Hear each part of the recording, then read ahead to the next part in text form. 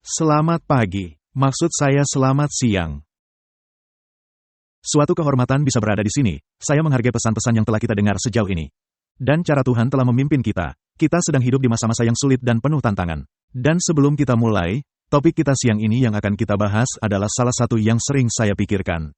Ini adalah topik yang sangat kontroversial jika Anda melihat judulnya, tetapi kita akan membahasnya. Dan sebelum kita membahasnya, mari kita luangkan waktu sejenak dan kita akan berdoa. Bapa, kami berhenti sejenak di hadapan-Mu untuk meminta kehadiran Roh Kudus-Mu yang telah Engkau janjikan. Kami membutuhkan bimbingan dan tuntunan-Mu untuk menunjukkan kepada kami jalan melalui masa-masa sulit yang kami jalani. Bapa, kami tahu bahwa apapun yang terjadi, Engkau memegang kendali dan Engkau akan membawa kami pulang dan pada akhirnya Yesus akan datang. Dan kami berdoa dan merindukan hari itu, dalam nama Yesus, amin. Saya ingin memulai dengan sebuah cerita. Saat itu tanggal 30 April tahun 1943. Ada sebuah mayat dibawa oleh kapal nelayan di lepas pantai Spanyol. Seorang marinir Inggris yang tewas, Kapten William Martin, adalah seorang kurir sekutu yang tewas dalam kecelakaan pesawat di laut dan mayatnya terdampar. Di sakunya ada tanda pengenal militernya, foto tunangannya, dan beberapa surat cinta. Dan di dalam tasnya yang diamankan kepadanya dengan rantai kecil ada 2 surat yang sangat penting.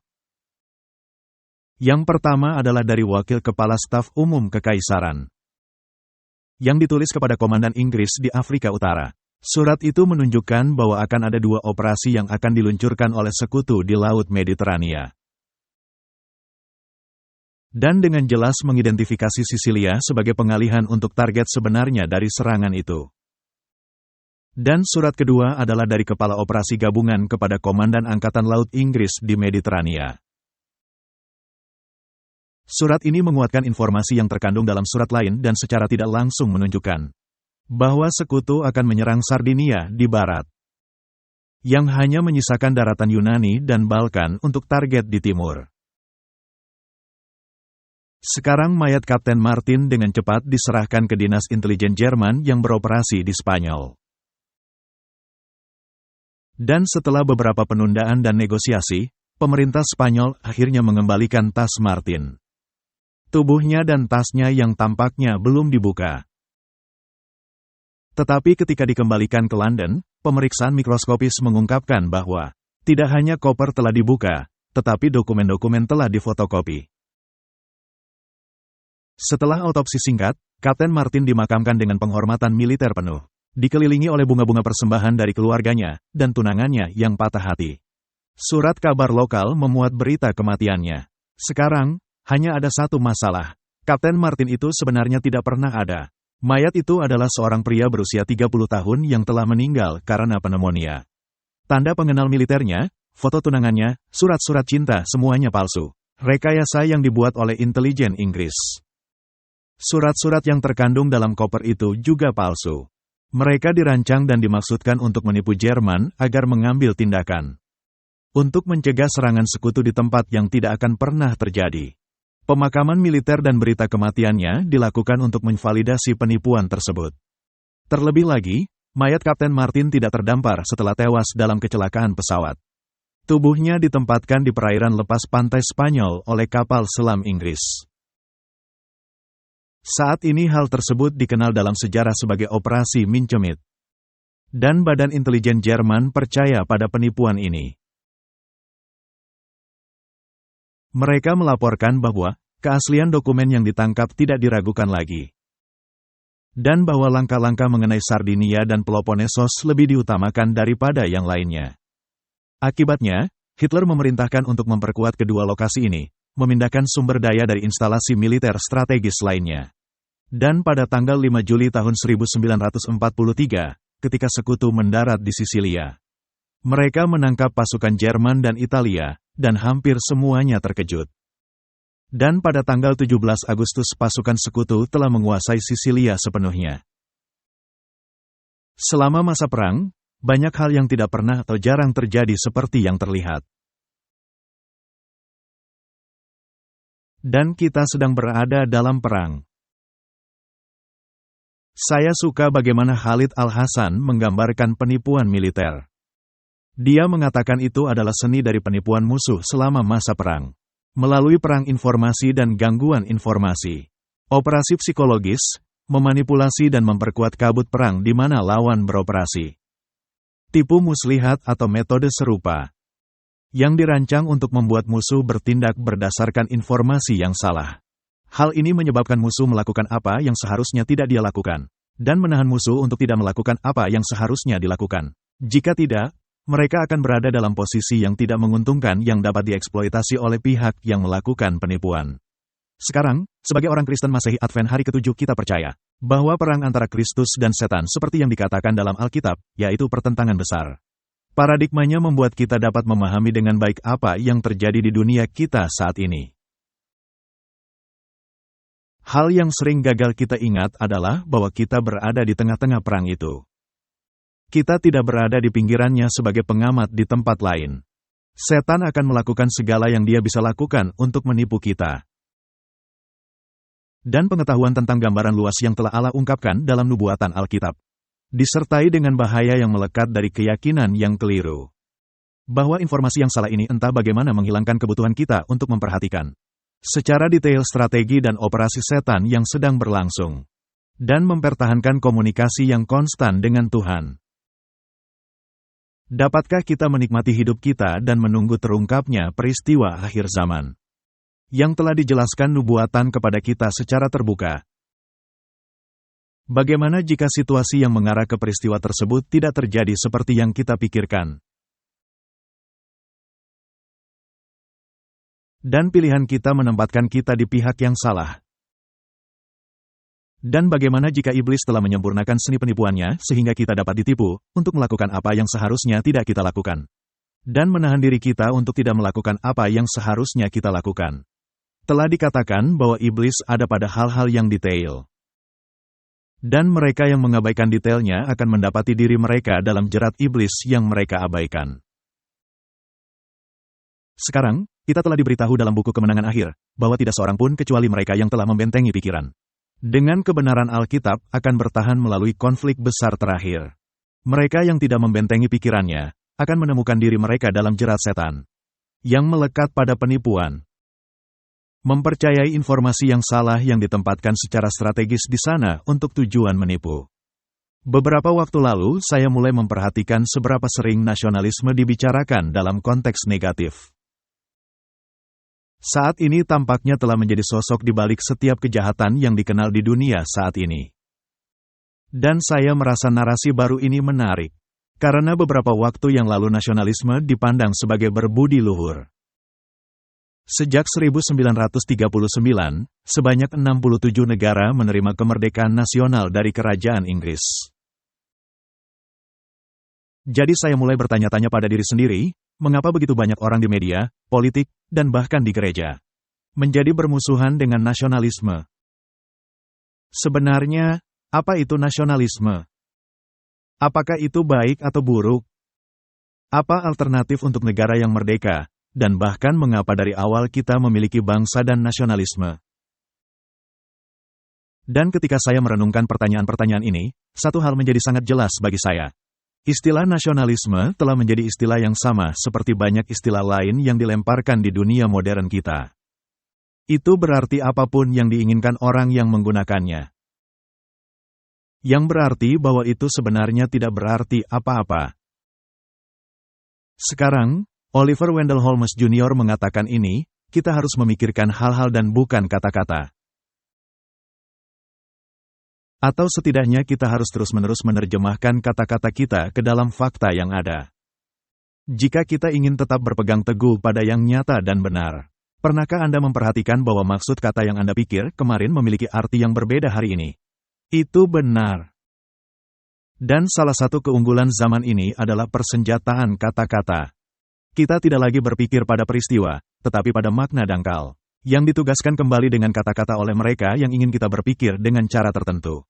Bukan menurut kebenaran atau kenyataan sebuah peristiwa, tetapi menurut narasi tentang bagaimana mereka menginginkan sesuatu untuk terjadi. Salah satu hal yang saya pelajari ketika saya belajar di perguruan tinggi adalah, tentukanlah batasan Anda. Salah satu hal yang sangat penting, karena jika tidak, Anda membuka diri terhadap kesalahpahaman. Jadi saya ingin memulai dari sana. Secara tradisional, nasionalisme dipahami sebagai prinsip pemahaman yang menganggap dunia akan diatur dengan baik. Ketika sebuah negara mampu memetakan tujuan mereka sendiri, membangun tradisi mereka sendiri dan mengejar kepentingan mereka sendiri, tanpa campur tangan pihak lain. Inilah yang menyebabkan adanya pemikiran ini. Saya rasa ini terjadi karena 150 negara dalam 100 tahun terakhir menerima kemerdekaan nasionalnya. Dari Perancis, Inggris, Amerika Serikat, dan dari negara-negara lain. Ini bertentangan dengan prinsip kekuasaan atau globalisasi, yang berusaha untuk membawa perdamaian dan kemakmuran ke dunia dengan memperkuat kekuasaan. Umumnya melalui penggunaan kekuatan militer atau paksaan, untuk menyatukan umat manusia di bawah satu kekuasaan politik. Ketika masalah di dunia kita meningkat, pertama-tama kita tidak perlu terkejut karena Yesus telah memperingatkan kita bahwa masalah akan bertambah ketika kita mendekati kedatangan kedua. Tetapi ketika masalah ini meningkat, kita melihat meningkatnya permasalahan antara dua gagasan yang berbeda ini, yaitu konflik antara lokal dan global, antara negara merdeka dan tatanan ekonomi politik global, di mana batas-batas nasional yang diyakini menghambat apa yang banyak orang lihat sebagai kemajuan universal yang diperlukan dalam memecahkan permasalahan dunia dan mendorong kita untuk mewujudkan surga di bumi. Danny Roderick dalam bukunya The Globalization Paradox membahas masalah antara kedua gagasan ini. Dia mengatakan, sebuah langkah besar terhadap pemerintahan global dalam bentuk apapun pasti akan menyebabkan melemahnya kedaulatan nasional secara signifikan. Pemerintah nasional tidak akan hilang, tetapi kekuasaan mereka akan sangat dibatasi oleh pembuat dan penegak peraturan internasional yang diberdayakan dan dibatasi oleh lembaga demokrasi. Apa yang dia coba sampaikan adalah gagasan bahwa kedua ide ini tidak dapat dipisahkan. Anda memiliki negara yang independen atau Anda memiliki pemerintahan global dengan kekuasaan dan kontrol terpusat. Hal ini harus menjadi perhatian kita karena setiap negara memiliki nilai-nilai yang berbeda. Anda tahu, di negara ini, khususnya di Amerika Serikat, kita diberikan perlindungan oleh Konstitusi Amerika Serikat, yang tidak dimiliki oleh mereka yang hidup di bawah bentuk pemerintahan lain. Dan kita dengan cepat dapat melihat bahwa perlindungan itu mulai pudar. Sebelum kita menjawab pertanyaan yang berkaitan dengan mengapa nasionalisme telah menjadi hal yang penting, atau dipandang sebagai kejahatan utama di zaman kita, coba kita nilai mengapa bangsa-bangsa itu ada dari awal. Dalam Yesaya 14 ayat 12-14, Anda mengetahui hal ini dengan baik. Ini adalah salah satu ayat yang memberikan penerangan mengapa terjadi pertentangan besar. Tetapi ketika iblis memberontak di surga, rencananya untuk mendapatkan kendali yaitu dengan menjatuhkan pemerintahan Tuhan, dan menjadikan dirinya sebagai penguasa alam semesta. Ini mewakili awal dari kekuasaannya, memperluas wilayah seseorang dengan kekerasan atau paksaan. Untungnya, rencananya digagalkan oleh perang berikutnya. Kita tahu itu dari Wahyu 12, yang terjadi di surga.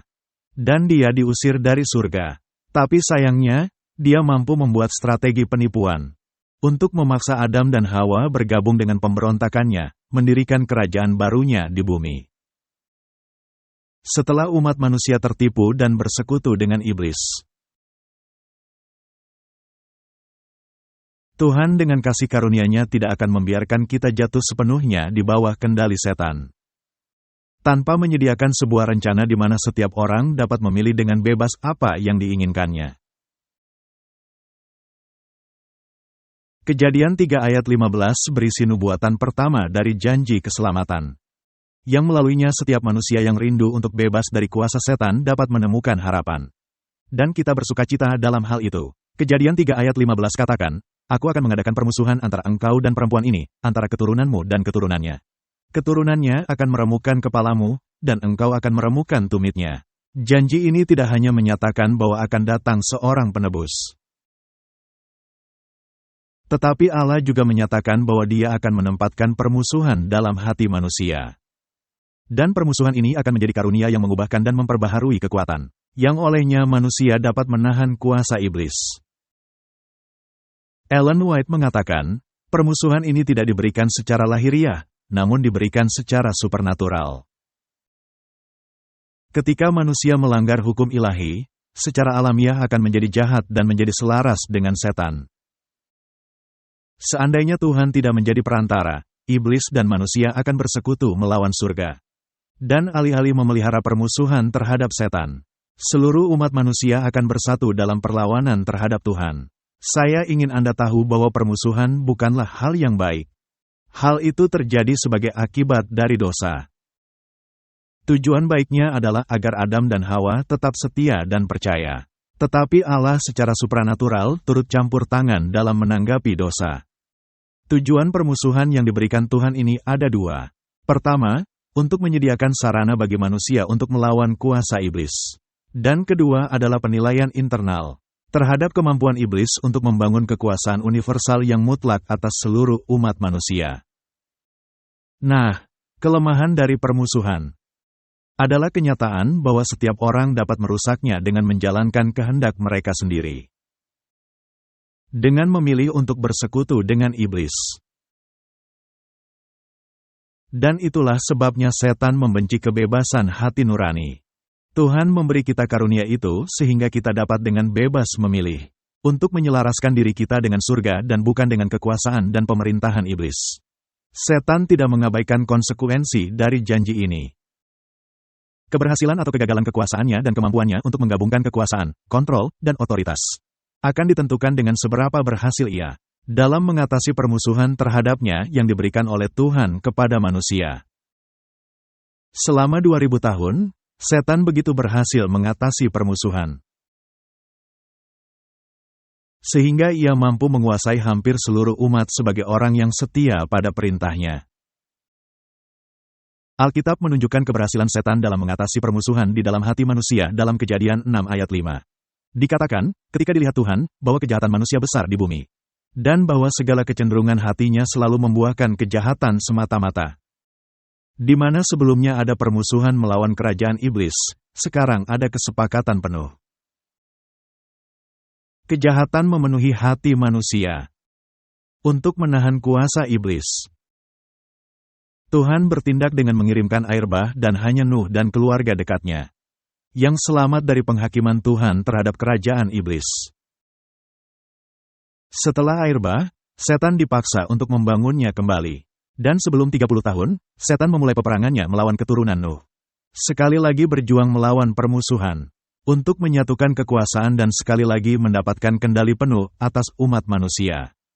Pada saat kita mencapai Menara Babel, kerajaan iblis hampir kembali mencapai keberhasilan yang menyeluruh dalam mendapatkan kesetiaan manusia. Dan ia berfirman, mereka ini satu bangsa dengan satu bahasa untuk semuanya.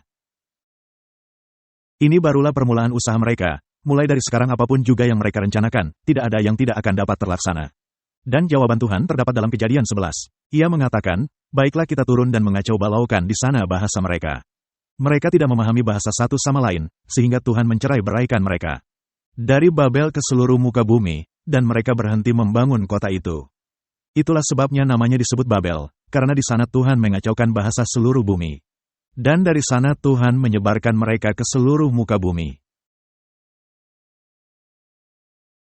Nah, sesuatu yang sangat menarik terjadi di sini.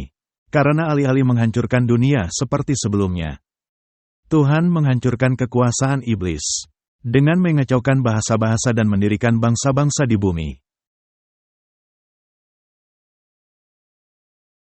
Vishal Manggawadi dalam bukunya, The Book That Made Your World, membahas mengenai hal ini. Dia mengatakan, pada awal Kejadian 11, Alkitab mengajarkan bahwa bangsa-bangsa adalah ciptaan Allah yang berkuasa. Meskipun semua manusia berasal dari satu keturunan, namun mereka dipisahkan ke dalam berbagai kelompok bahasa yang berbeda. Sebagai akibat dari keberdosaan manusia, hidup di negara tertentu dapat terasa seperti di neraka. Tetapi negara yang berkuasa berfungsi sebagai penghalang bagi sistem politik dunia. Rasul Paulus menyatakan hal ini pada khotbahnya kepada jemaat di Atina dalam Kisah Para Rasul 17 ayat 26. Dia mengatakan, dari satu orang saja ia telah menjadikan semua bangsa dan umat manusia untuk mendiami seluruh muka bumi. Dan ia telah menentukan musim-musim bagi mereka dan batas-batas kediaman mereka. Dan Anda ingat tak lama setelah Menara Babel, Allah membuat perjanjian dengan Abraham. Bahwa Abraham dan keturunannya akan menjadi bangsa yang besar. Mendirikan bangsa-bangsa berdasarkan bahasa yang sama. Dan tumbuh menjadi sebuah budaya dan tradisi yang sama. Telah dirancang oleh Tuhan yang berfungsi sebagai sarana eksternal. Ingat, permusuhan adalah internal. Sarana eksternal digunakan untuk membatasi pengaruh dan kemampuan setan. Untuk membawa seluruh dunia di bawah kendali kekuasaannya yang terpusat. Tuhan menciptakan nasionalisme sebagai jawaban dan sebagai solusi terhadap pemerintahan global. Bangsa-bangsa harus menghormati perbatasan satu sama lain.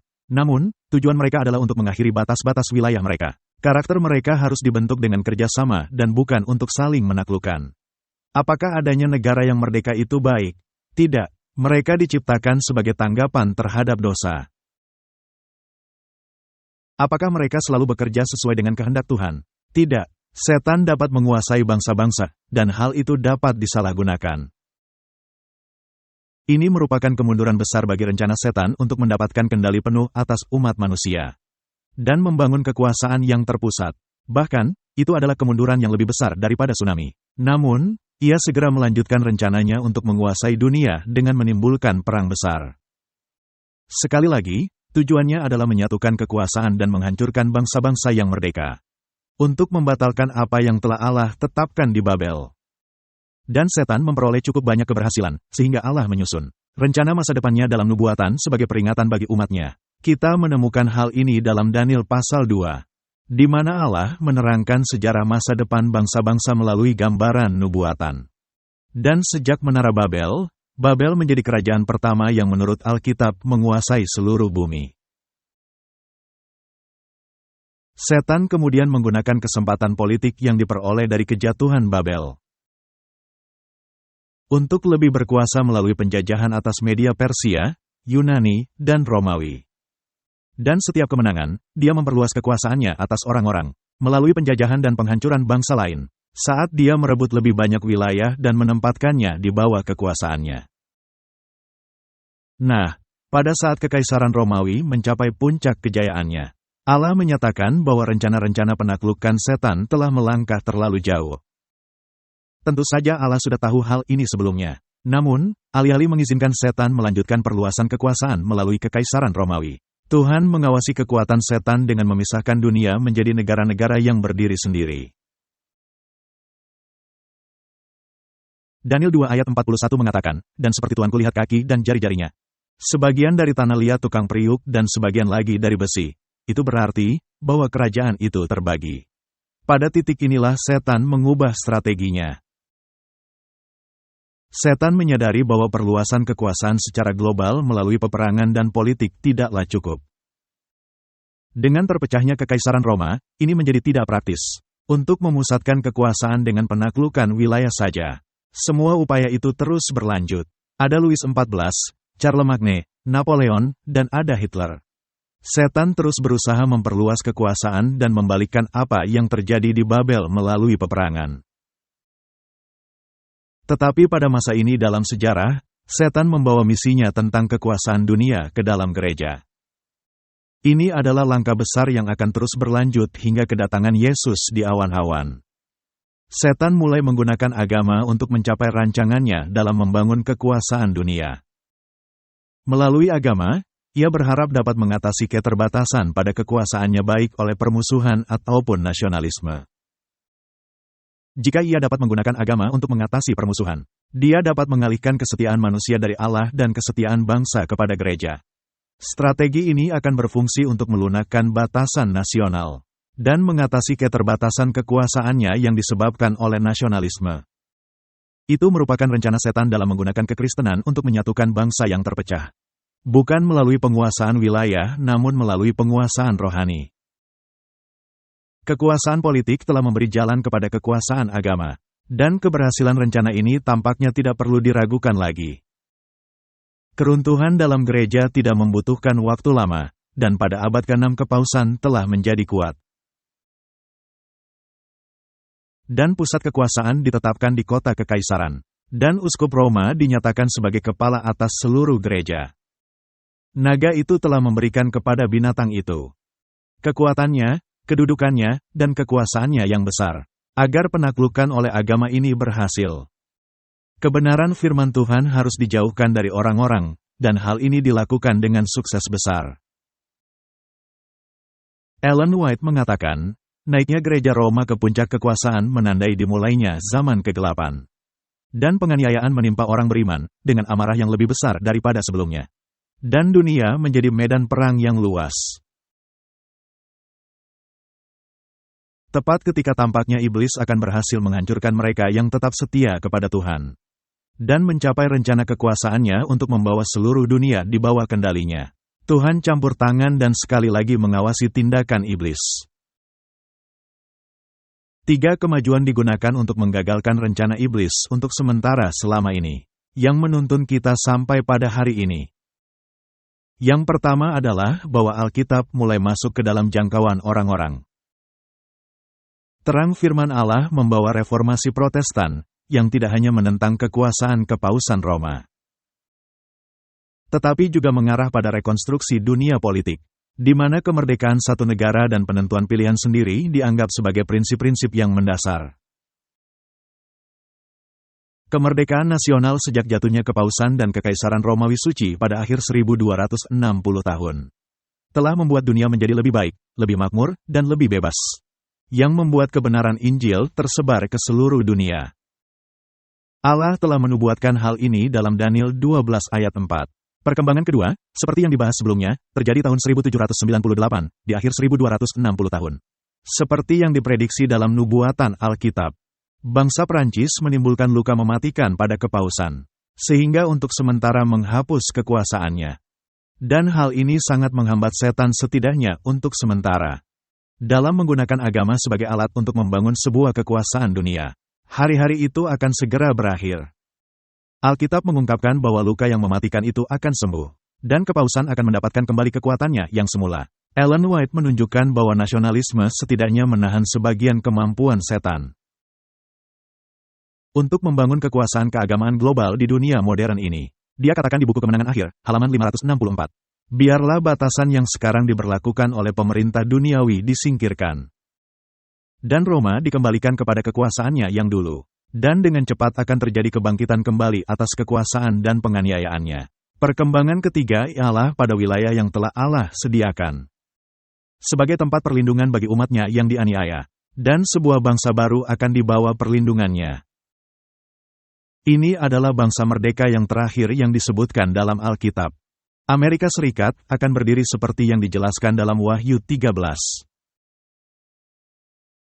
Hal ini menarik, karena para pendiri bangsa ini memutuskan bahwa pertahanan terbaik melawan penjajahan dunia dalam bentuk penindasan yang berlebihan dari kekuasaan politik kerajaan Inggris yang diwujudkan dari seorang raja, dan kekuasaan agama kepausan Romawi yang diwujudkan dari seorang paus, adalah dengan pertahanan nasionalisme. Dengan membentuk sebuah negara merdeka dengan konstitusi tertulis, yang menjamin kebebasan memilih bagi semua orang. Mereka membentuk sebuah bentuk pemerintahan yang berdasarkan nilai, yaitu bersifat republikanisme dan protestantisme, yang secara tegas menentang kekuasaan pemerintahan global yang ingin didirikan oleh setan. Dengan cara ini, negara menghambat adanya kekuasaan global. Dan inilah sebabnya ada begitu banyak upaya yang dilakukan untuk menghancurkan bangsa ini. Kita memiliki kemampuan untuk menulis ulang sejarah, menerangkan kembali sejarah, melakukan semua hal ini. Tahukah Anda, cara terbaik untuk menghancurkan sebuah negara ialah dengan menghancurkan identitas nasionalnya. Dan cara terbaik untuk menghancurkan identitas nasional ialah dengan membuat perpecahan pada golongan orang yang memiliki karakteristik yang berbeda, lalu memicu kebencian dan perselisihan di antara kelompok tersebut dan mengadu domba mereka. Anda dapat dengan mudah dan cepat merusak kesatuan suatu bangsa. Ellen White mengatakan Amerika Serikat telah menjadi tempat perlindungan bagi mereka yang tertindas. Negara ini dianggap sebagai benteng kebebasan beragama. Tuhan telah melakukan banyak hal untuk negara ini dibandingkan negara lain yang ada di bumi. Begitu kutipannya. Sayangnya, seperti yang kita ketahui, Wahyu 13 menubuatkan suatu masa ketika bangsa ini akan meninggalkan prinsip dasar pendiriannya dan akan menjadi alat untuk membantu setan dalam membangun kerajaan pemerintahan dunia dan mendapatkan kendali atas seluruh dunia.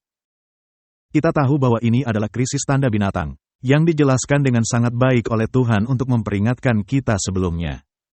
yang membawa kita kembali ke masa sekarang. Kembali ke pertanyaan sebelumnya, kenapa nasionalisme dipandang sebagai sesuatu yang jahat di dunia saat ini? Saya mengamati bahwa Tuhan membentuk negara merdeka untuk mencegah iblis membangun kendali atas dunia. Mungkin itulah satu-satunya alasan terbesar mengapa setan membenci negara merdeka. Dan mengapa dia bekerja keras untuk menghancurkannya. Jangan kita lupa pada tujuan iblis, yaitu untuk menguasai penuh setiap manusia di muka bumi untuk memperkuat segala sesuatu. Di bawah pemerintahan terpusat yang sepenuhnya berada di bawah kekuasaannya. Menurut Wahyu 13, dia akhirnya akan mencapai hal ini. Ada beberapa alasan yang saya pikirkan mengenai alasan mengapa bangsa dan nasionalisme dipandang sebagai suatu kejahatan di dunia kita saat ini. Yang pertama adalah karena nasionalisme dianggap penyebab atas kekejaman pemerintahan, termasuk rasisme. Saya telah mengatakan bahwa nasionalisme bukanlah sesuatu yang baik. Hal ini muncul setelah dosa, dan terkadang sebuah negara dapat menciptakan situasi yang sangat mengerikan dan melakukan hal-hal yang sangat mengerikan. Itu bukan solusi yang sempurna, dan bangsa-bangsa ini dapat berada di bawah kuasa iblis. Dan ketika nasionalisme menjauh dari peran yang dimaksudkan oleh Tuhan dan menjadi bersifat duniawi, nasionalisme tidak lagi menghormati kedaulatan bangsa-bangsa lain dan jadi memiliki sifat ingin berkuasa. Setan kemudian dapat menyalahkan nasionalisme atas kekejaman yang dilakukan. Dengan cara ini, dia dapat meyakinkan dunia bahwa negara merdeka itu jahat, dan mendorong negara untuk mencapai tujuan utamanya, untuk memperkuat kekuasaannya di bawah kekuasaan global yang terpusat. Contoh kasusnya adalah Nazi, Jerman. Saat ini, banyak orang yang percaya pada kisah sederhana yang diulang-ulang tanpa henti yang menyatakan bahwa nasionalisme menyebabkan dua perang dunia dan kekacauan. Lagi pula, bukankah kata Nazi adalah singkatan kata dari sosialisasi nasionalisme? Jika nasionalisme adalah suatu gagasan bahwa dunia akan diatur dengan baik, ketika bangsa-bangsa mampu untuk menentukan tujuan mereka sendiri, tanpa campur tangan, apakah Hitler adalah seorang nasionalis? Tanyakan kepada orang Cekoslowakia, atau Rusia, atau Polandia, atau Prancis. Apakah Hitler menghormati perbatasan negara mereka atau tidak? Hitler bukan seorang nasionalis, dia adalah seorang yang ingin berkuasa. Dia mungkin memulai dengan samaran. Tetapi Hitler adalah seorang imperialis yang meneruskan rancangan setan untuk menaklukkan dan memusatkan kontrol dan kekuasaan. Seperti yang katakan Manggawadi, jika Hitler adalah seorang nasionalis, kebijakannya tidak akan membuat Jerman seperti neraka, tetapi akan menyelamatkan seluruh dunia. Seiring dengan semakin banyaknya dunia yang berpaling dari Tuhan dan kebenaran firman-Nya, muncullah keyakinan yang semakin besar bahwa kita harus mencari solusi manusiawi untuk masalah-masalah yang dihadapi umat manusia. Tantangan ini baik nyata maupun khayalan, semuanya digunakan oleh setan untuk menyebar gagasan bahwa nasionalisme dan negara yang merdeka telah gagal.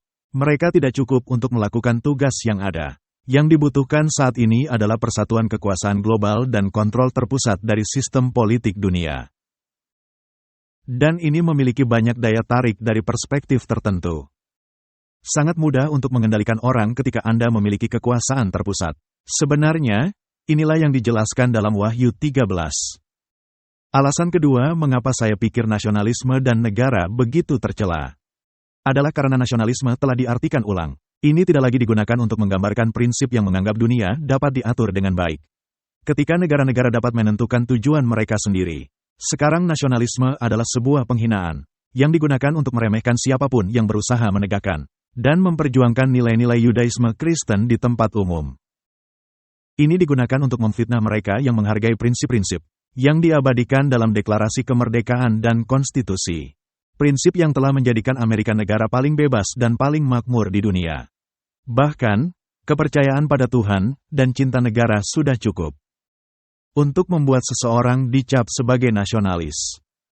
Banyak pemimpin di gereja kita telah menyatakan perang, menjelek-jelekan agama yang benar tanpa henti, sehingga mereka menjadi buta terhadap kenyataan tentang apa yang dunia lakukan untuk menghancurkan bangsa ini dan untuk membantu setan dalam membangun kerangka universal. Untuk mengkriminalisasi tidak hanya kebebasan berpendapat, tetapi pada akhirnya agama pada tingkatan global seperti yang dijelaskan dalam Wahyu 13. Di Amerika, khususnya sebagai umat Masehi Advent hari ke-7, kita paham jalan yang akan dilalui oleh Protestantisme yang murtad, yang pada akhirnya akan memimpin bangsa ini dalam melanjutkan agenda setan. Tentu saja ada umat beragama di antara orang-orang yang ingin menjadikan Amerika sebagai negara Kristen dan menegakkan agama dengan keputusan legislatif. Tetapi itu tidak berarti bahwa setiap orang Kristen yang berusaha menegakkan moralitas di ruang publik. Dan percaya bahwa kita harus, akan saya ulangi lagi. Ini tidak berarti bahwa setiap orang Kristen yang berusaha menegakkan moralitas di ruang publik percaya bahwa kita harus menegakkan kekristenan dan menyatakan Amerika sebagai negara Kristen. Dengan menjelek-jelekan umat percaya sebagai kaum nasionalis Kristen, kita tidak hanya mengartikan ulang apa itu nasionalisme, tetapi kita juga telah menghapus apa yang dapat menjadi ladang misi kita yang paling subur. Sayangnya, kita sering memandang orang Kristen yang non-Advent dengan kecurigaan. Karena kita melihat upaya mereka untuk menegakkan nilai Alkitabiah di muka umum, yang identik dengan keinginan untuk membuat undang-undang agama. Seorang ibu penginjil yang berjuang agar sekolah umum tidak melakukan pelecehan kepada anaknya yang berusia 8 tahun. Mungkin tidak siap untuk mengirim orang Kristen untuk ke penjara. Ayah Kristen yang tidak ingin anaknya yang masih di bawah umur diberi penghambat pubertas diam-diam. Kemungkinan besar bukan bagian dari konspirasi besar untuk memaksa orang ateis menjadi Kristen. Saya rasa Jonathan Zirkel tadi malam berbicara dengan tegas tentang fakta bahwa 10 hukum Allah terbagi-bagi. Dan kita harus menempatkan 4 hukum yang pertama sebagai hubungan kita dengan Tuhan dan diri kita sendiri. Seharusnya tidak pernah jatuh ke dalam naungan pemerintahan duniawi. Tetapi 6 perintah terakhir. Saya rasa, di negara manapun, kita mengatakan bahwa kita tidak membuat undang-undang mungkin secara tidak langsung. Tapi secara jelas kita membuat undang-undang yang menentang kejahatan. 6 perintah terakhir mengatur hubungan kita satu sama lain. Mereka memiliki cakupan yang universal. Kejujuran mungkin merupakan nilai kekristenan, tetapi itu adalah prinsip universal untuk mengatur hubungan apakah orang percaya kepada Tuhan atau tidak. Agar masyarakat dapat berfungsi, terkadang apapun yang dipercayai oleh orang Kristen didesak untuk dilakukan oleh masyarakat dunia. Sekarang, tidakkah seharusnya kita, sebagai orang Kristen, melawan kejahatan di muka umum? Haruskah kita meninggalkan perjuangan untuk nilai-nilai Kristen di dalam masyarakat? Dan merasa puas dengan Injil pribadi yang tidak menuntut cara kita menjalani hidup di tengah masyarakat. Haruskah kita mendengarkan kaum duniawi dan umat Advent nominal yang berpendapat bahwa berbicara menentang kejahatan adalah bermain politik? Haruskah kita tetap diam ketika nilai-nilai yang menjadi dasar negara kita ditemukan? Yang banyak di antaranya adalah Alkitabiah. Karena takut kita akan disebut sebagai seorang nasionalis. Kita harus ingat bahwa ini dari Eric Metaxas. Dia berkata, kita harus ingat bahwa William Wilberforce pada zamannya diberitahu untuk merahasiakan imannya, dan diberitahu bahwa pandangan agamanya tentang perbudakan adalah salah dan tidak ada urusannya dengan dunia luar. Yesus berkata dalam Matius 5 ayat 16, biarlah terangmu bercahaya di depan orang, agar mereka lihat perbuatanmu yang baik, dan memuliakan Bapamu yang di surga. Anda mungkin menganggap itu pasif. Yesus berkata, biarlah terangmu bersinar. Tetapi dalam Yohanes 5 ayat 36, Yesus mengatakan tentang Yohanes Pembaptis, bahwa ia adalah terang yang menyala dan bersinar. Dan tidak ada yang menuduh Yohanes Pembaptis bersikap pasif tentang membiarkan terangnya bersinar. Sudah waktunya bagi umat Masehi Advent hari ke-7 untuk berdiri, dan berhenti merasa malu menjadi pengikut Kristus, dan berhenti menahan kebenaran karena kita takut sebuah celaan akan dilemparkan kepada kita. Biarkan iblis mencela, tetapi biarkan kebenaran diberitakan. Nasionalisme itu sombong dan merasa paling penting karena menyiratkan bahwa negara seseorang lebih unggul. Dan ini egois dan mengurangi nilai orang lain dan melanggar ajaran Yesus. Apakah salah untuk memprioritaskan negara sendiri? Jika Anda mengutamakan keluarga dan memprioritaskan istri dan anak Anda, apakah Anda sombong dan egois? Apakah itu berarti Anda melihat keluarga Anda lebih unggul dan lebih baik daripada orang lain? Apakah ini berarti Anda egois? Apakah itu mengurangi nilai keluarga lain? Apakah itu berarti Anda merasa paling penting dan tidak akan membantu keluarga lain jika mereka memiliki kebutuhan? Dengan kata lain, bagaimana jika Anda mengutamakan keluarga orang lain, dan Anda memberikan waktu dan uang Anda kepada orang lain sementara Anda mengabaikan istri dan anak Anda? Akan jadi orang seperti apakah Anda? Anda mungkin bisa mendapat kebajikan besar dan membuat diri Anda terlihat baik di mata orang lain. Tetapi Anda meninggalkan tugas Anda sebagai seorang suami dan seorang ayah. Jika kita membaca Alkitab, Daniel dan Nehemia adalah patriot yang kuat, yang mencintai negara mereka dan memprioritaskan negara mereka lebih dari negara tempat mereka tinggal, tetapi ini tidak berarti bahwa itu menjadi penghalang bagi mereka untuk melayani dengan setia di mana Allah telah menempatkan mereka. Mereka yang bekerja untuk melemahkan persatuan negara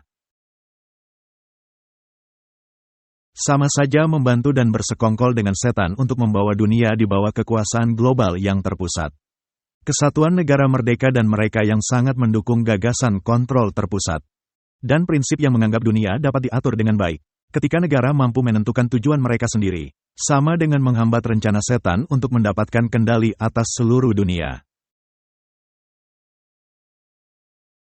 Dikatakan bahwa Roma tidak dibangun dalam sehari. Dan dalam ayat yang dicatat dalam Daniel 3, patung pada mimpi Nebukadnezar yang ia bangun yang berfungsi sebagai gambaran serupa, yang menggambarkan konflik akhir di bumi juga tidak dibangun dalam sehari. Ada tekanan dari berbagai pihak, baik di publik ataupun pribadi, yang menyebabkan pertikaian di dataran Dura. Dari semua pengikut Allah yang benar yang mungkin hadir hari itu, hanya 3 orang yang dapat memperhatikan secara detail dan memahami masalah yang dihadapi, dan dapat mempercayai Tuhan untuk membuat pilihan yang tepat. Setan telah menyempurnakan seni penipuan militernya bertahun-tahun. Dan terlepas dari bimbingan Roh Kudus dan pemahaman yang menyeluruh akan firman Tuhan, kita bukanlah tandingan dari tipu daya tersebut. Dan ini bukan saatnya untuk hanyut dalam kenyamanan kepuasan diri.